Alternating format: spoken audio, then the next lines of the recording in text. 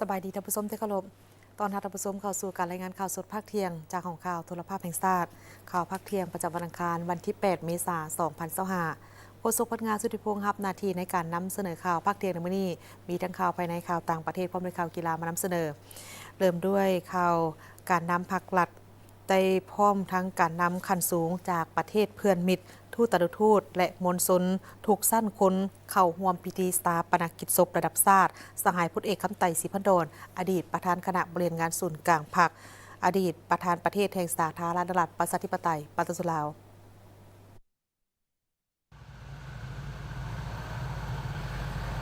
พิธีชาปนกิจศพสหายพลเอกคำไต่ศรีพันดรอย่างเป็นทางการได้จัดขึ้นในตอนบ่ายของวันที่ 7 เมษาย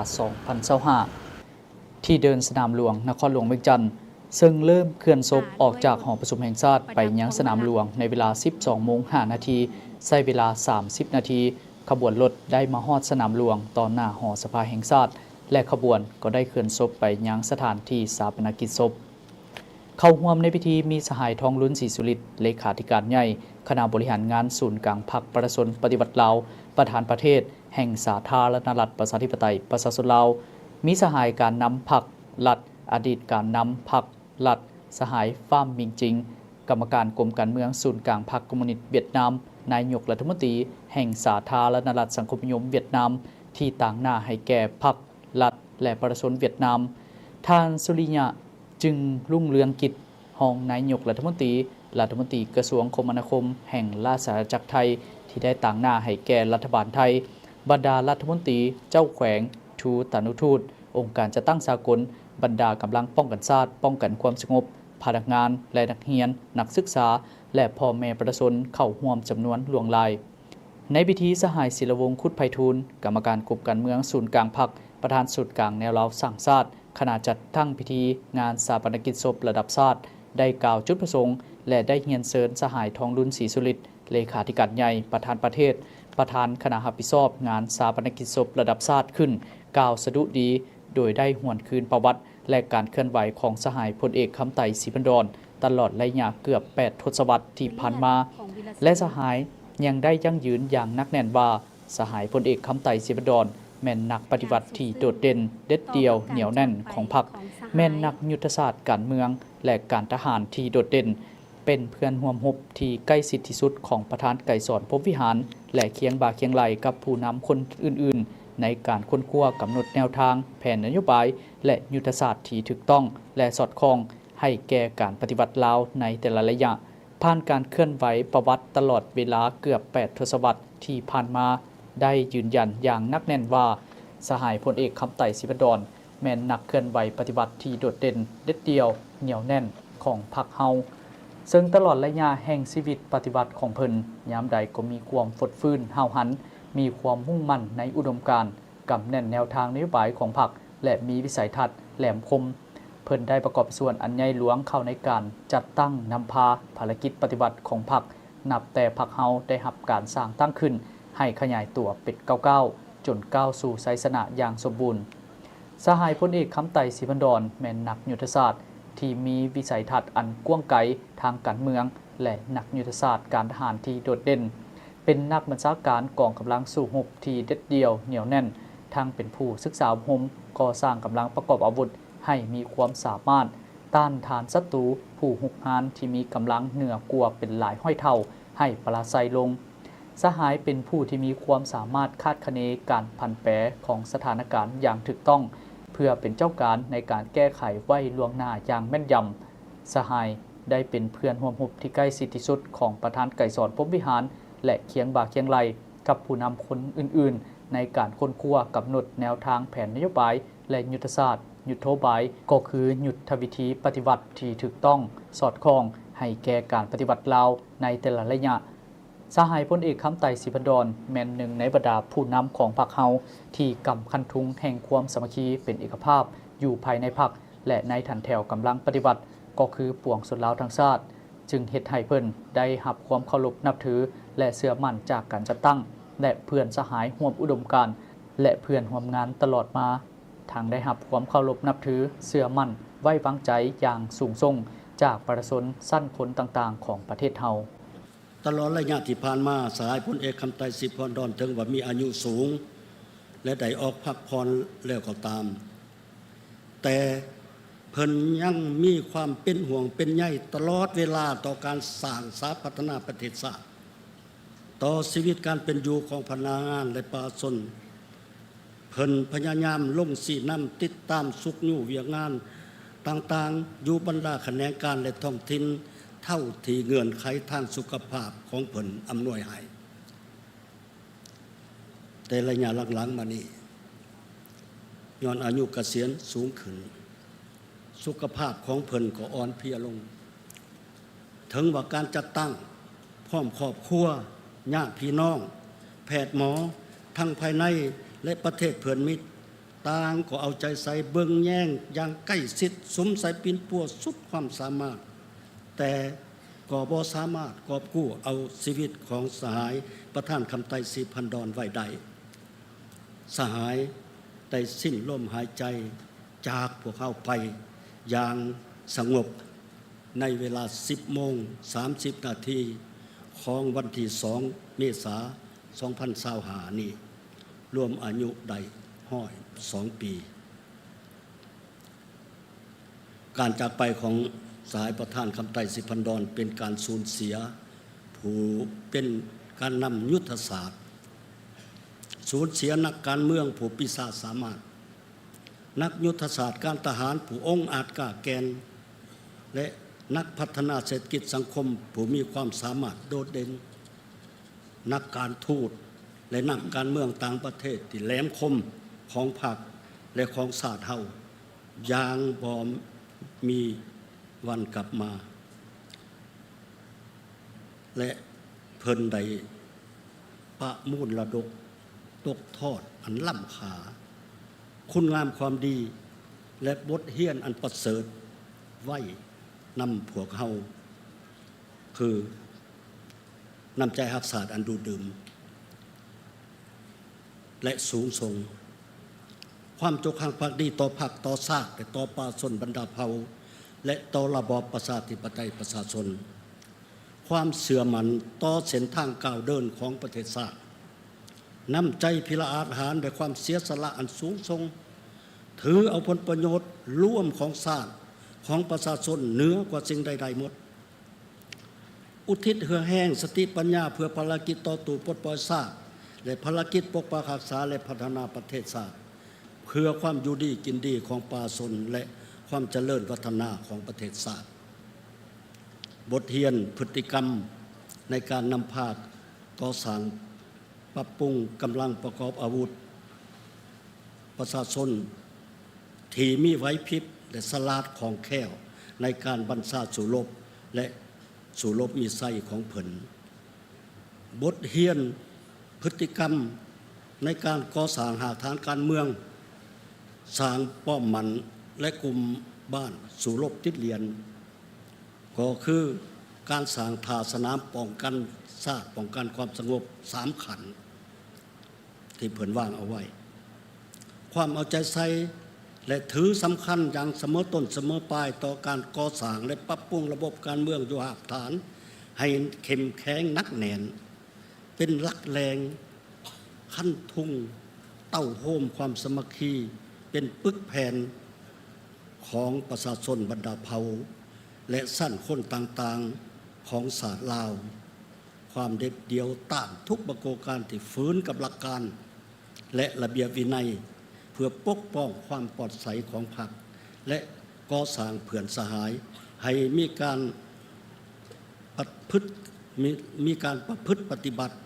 เป็นแบบอย่างนำหน้าการสร้างสายพัวพันมิตรภาพและความร่วมมือที่กว้างขวาง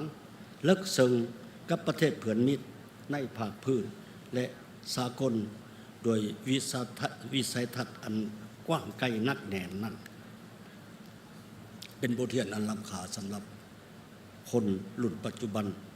ของพวกเราอย่างแท้จริงบรรดาฐานบรรดาสายและเพื่อนมิตรแป้งทั้งหลายในท่ามกลางแห่งความโศกเศร้าเสียดายหาอันเปรียบบ่ได้ต่อการจากไปของสหายประธานคำไตรศรีพันดอน พวกเฮาขอให้คำมั่นสัญญาต่อดวงวิญญาณของสหายว่าจะสืบต่อปฏิบัติภารกิจปกปักรักษาและเสริมขยายมากผลของการปฏิบัติที่พวกเฮาญาติมาใดนั่นไว้อย่างมั่นคงและจะสืบต่อเพิ่มทวีความสมัคคีเป็นปึกแผ่นภายในภาคในรัฐและกำลังประกอบอาวุธก็คือความสมัคคีทั่วปวงชนลาวทั้งชาติและสืบต่อพัฒนาประเทศชาติอันแสนหัก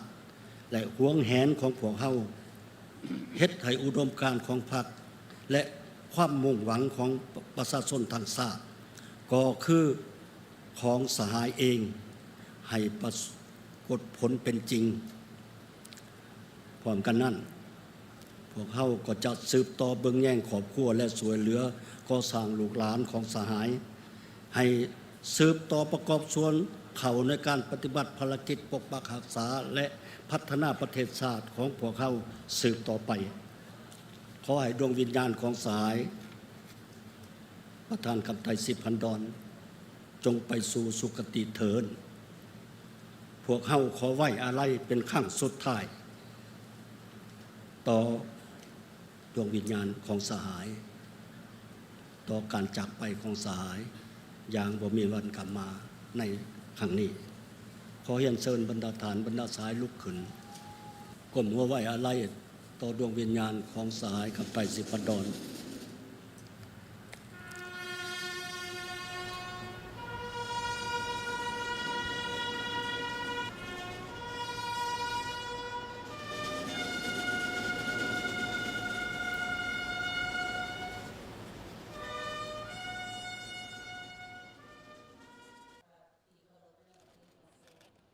จากนั้นสหายนางเวียงทองศรีพันดรได้ต่างหน้าครอบครัวกล่าวแสดงความขอบใจต่อบรรดาผู้นำพรรครัฐและบรรดาแขกทางภายในและต่างประเทศและมวลชนที่ได้เดินทางเข้าร่วมงานชาปนกิจศพของสหายพลเอกคำไต่ศรีพันดรก่อนจะเข้าสู่พิธีทางศาสนาสหายพลเอกคำไต่ศรีพันดรแม่นนักปฏิวัติที่มีการเคลื่อนไหวอันโดดเด่นของพรรคเฮาซึ่งตลอดระยะพันมาเพิ่นได้ประกอบส่วนอย่างใหญ่หลวงมีลักษณะรอบด้านเข้าในการจัดตั้งนำพาภารกิจปฏิบัติของพรรคและประชาชนเฮาสหายพลเอกคำไต่ศรีพันดรแม่นนักยุทธศาสตร์ที่มีวิสัยทัศน์ทางการเมืองและการทหารอันกว้างไกลสามารถตีราคาและคาดคะเนการผันแปรของสถานการณ์เพื่อเป็นเจ้าการในการแก้ไขสามารถตีราคาและคาดคะเนการผันแปรของสถานการณ์เพื่อเป็นเจ้าการในการแก้ไขเพิ่นกลายเป็นเพื่อนร่วมรบที่ใกล้ชิดและสนิทสนมที่สุดของประธานไกรสอนพรหมวิหารและเคียงบ่าเคียงไหลกับผู้นำพรรครัฐคนอื่นๆในการค้นคว้ากำหนดแนวทางแผนนโยบายและยุทธศาสตร์ยุทธวิธีปฏิบัติที่ถูกต้องสอดคล้องให้แก่การปฏิบัติลาวในแต่ละระยะสหายพลเอกคำไต่ศรีพันดรแม่นหนึ่งในบรรดาผู้นำของพรรคเฮาที่กำคันทุงแห่งความสามัคคีเป็นเอกภาพอยู่ภายในพรรคและในฐานแถวปฏิบัติทั้งเป็นสัญลักษณ์แห่งความสามัคคีเป็นปึกแผ่นของทั่วปวงชนลาวทั้งชาติมีความเคารพและปฏิบัติอย่างเข้มงวดต่อบรรดาหลักการแห่งการจัดตั้งเคลื่อนไหวของพรรคมีจิตใจเอื้อเฟื้อเพื่อแผ่ต่อหมู่สหายและต่อมหาชนเด็ดเดี่ยวต้านถูกปรากฏการณ์ที่ฟื้นกับหลักการและระเบียบวินัยเพื่อปกป้องความปลอดภัยของพรรคและก่อสร้างเพื่อนสหายให้มีการประพฤติปฏิบัติที่เป็นแบบอย่างจึงเฮ็ดให้เพิ่นได้รับความเคารพนับถือและเชื่อมั่นจากการจัดตั้งและเพื่อนสหายอยู่อ้อมข้างตลอดมาด้วยคุณงามความดีของสหายพลเอกคำไต่ศรีพันดรพรรคและรัฐได้ย่องยอสรรเสริญด้วยเหรียญไซเหรียญกาประเภทต่างๆเช่นเหรียญคำแห่งชาติจำนวน2เหรียญเหรียญไซพิราชอาหารชั้น1จำนวน1เหรียญเหรียญไซปฏิบัติชนะเลิศชั้น1จำนวน1เหรียญเหรียญกาต่อต้านฝรั่งจำนวน1เหรียญเหรียญกาต่อต้านอเมริกาจำนวน1เหรียญเหรียญกาละนึก70 ปีของพรรคจำนวน1เหรียญนอกจากนั้นยังได้รับเหรียญดาวคำเหรียญไซและเหรียญกาต่างๆจากประเทศเพื่อนมิตรตื่มอีกคุณสมบัติศีลธรรมปฏิบัติอันโดดเด่นและนักแน่นของสหายพลเอกคำไต่ศรีพันดรนั่นแม่นรวมยอดอยู่ที่ความจงรักภักดีความบริสุทธิ์พุทธพองต่อพรรคต่อประเทศชาติเวลาใดสหายก็ถือผลประโยชน์ของพรรคและของชาติเหนือกว่าสิ่งอื่นใดน้ำใจฮักชาติอันดุดดื่มน้ำใจฮับไส้ประสนอย่างบ่มีขอบเขตของสหายพลเอกคำไต่ศรีพันดรแม่นแสดงออกถึงความกล้าหาญเด็ดเดี่ยว ต่อสู้ต้านกับศัตรูของประเทศชาติและของประชาชนให้ปราศัยลงอีกอันหนึ่งที่แสดงออกถึงความโดดเด่นของคุณสมบัติศีลธรรมปฏิบัติก็คือการอุทิศตนให้ภารกิจปฏิบัติให้ความเป็นเอกราชแห่งชาติให้แก่การพัฒนาประเทศชาติและสร้างความอยู่ดีกินดีให้แก่ประชาชนอย่างบ่ฮู้อิดบ่ฮู้เมื่อยในตลอดชีวิตของเพิ่นความเป็นแบบอย่างในการดำรงชีวิตที่ปลอดใสขาวสะอาดเรียบง่ายประหยัดมัธยัสถ์ใกล้ชิดมหาชน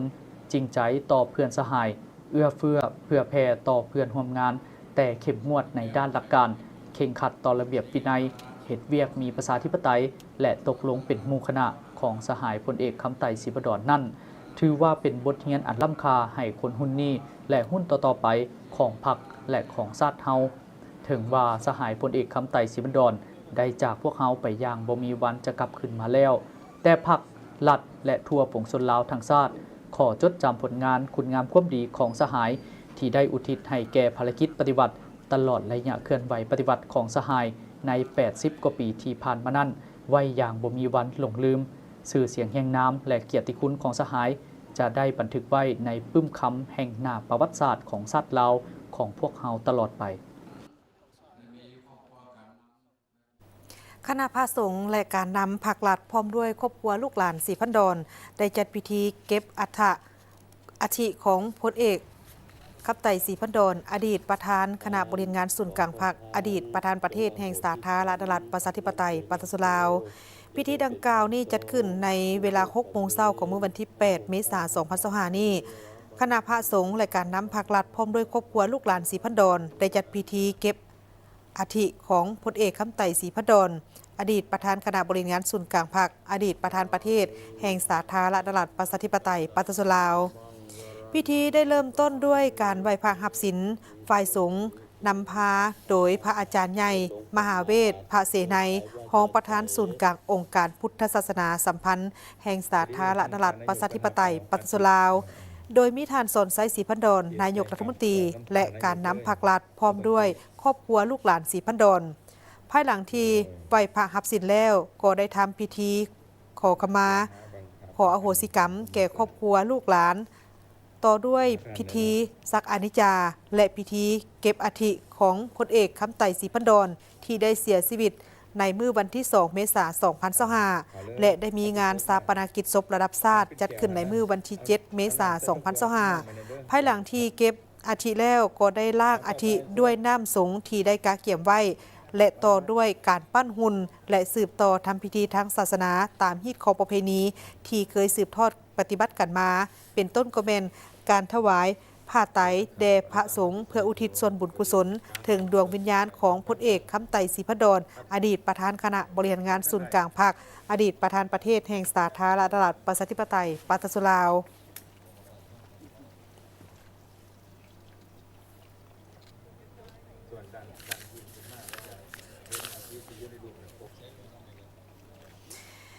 คณะปฏิบัติงานด้านมนุษยธรรมและบรรเทาทุกข์ภัยพิบัติของกองทัพปาตสลาวได้มอบอุปกรณ์การแพทย์พร้อมทั้งยาปัวพยาธิและเครื่องอุปโภคบริโภคให้แก่องค์การของทางเมืองเจ้าแซ่แขวงมอนดาเลของสหภาพเมียนมา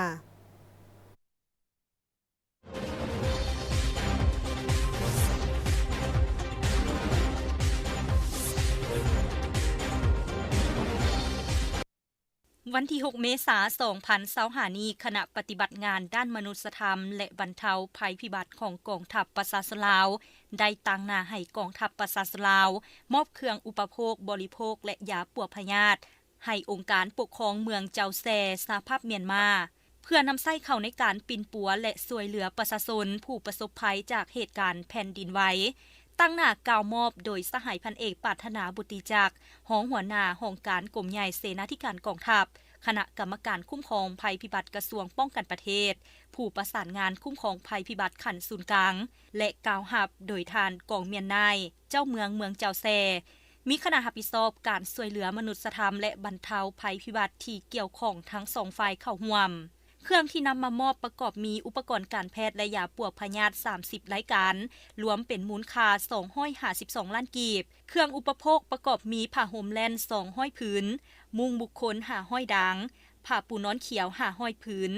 ส่งเสื้อผู้ชายจำนวน500สุดเสื้อซ้อนขาว500ผืนเครื่องบริโภคประกอบมีข้าวแห้ง 3,200 ถุงน้ำดื่มขนาด 1.5 ลิตรจำนวน160แพ็คมีสำเร็จรูป15แก๊สปลากระป๋อง22แก๊สไข่60แตะขนมปัง4แก๊สกาแฟ6แก๊สและอุปกรณ์หับไส้เฮือนครัวศูนย์ผักสัวขาวรวมเป็นมูลค่า533ล้าน2แสนกีบโอกาสนี้ทันเจ้าเมืองได้ตั้งหน้าให้ประชาชนเมืองเจ้าแสกล่าวแสดงความขอบใจและย่องยอสรรเสริญการนำของกระทรวงป้องกันประเทศแห่งสาธารณรัฐประชาธิปไตยประชาชนลาวที่ได้แบ่งเบาความยุ่งยากช่วยองค์การปกครองท้องถิ่นและประชาชนชาวเมืองเจ้าแสโดยผ่านคณะช่วยเหลือมนุษยธรรมและบรรเทาภัยพิบัติกองทัพประชาชนลาวท่านได้กล่าวตื่มว่าจะนำเอาอุปกรณ์การแพทย์และยาปัวพยาธิไปนำใช้เข้าในการปิ่นปัวผู้บาดเจ็บที่ได้รับผลกระทบจากแผ่นดินไหวที่พวมนอนอยู่ห้องหมอและจะเอาเครื่องอุปโภคบริโภคไปแจกจ่ายให้ผู้ประสบภัยอย่างทั่วถึงและนำใช้ให้เกิดประโยชน์สูงสุดในวันเดียวกันคณะปฏิบัติงานช่วยเหลือมนุษยธรรมและบรรเทาภัยพิบัติของกองทัพประชาชนลาวยังได้ต้อนรับและเฮ็ดเวียกนำคณะหน่วยงานประเมินการตอบโต้ฉุกเฉินอาเซียนอยู่ศูนย์บัญชาการของคณะดังกล่าวตื่มอีกบริษัท FMB พัฒนาเทคนิคและการค้าจำกัดโซลูมและศูนย์ซ่อมแปลงรถที่ทันสมัยที่ได้รับความไว้วางใจจากลูกค้าตลอดมา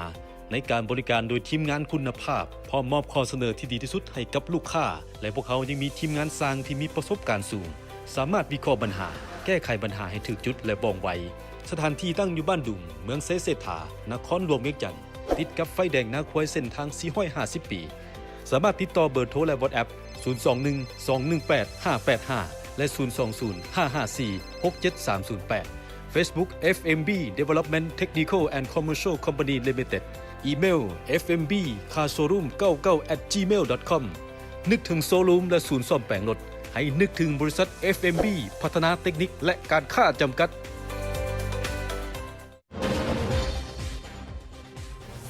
จากนี้ไปเจบรรทัดที่ตามชมการรายงานข่าวต่างประเทศพร้อมด้วยข่าวกีฬา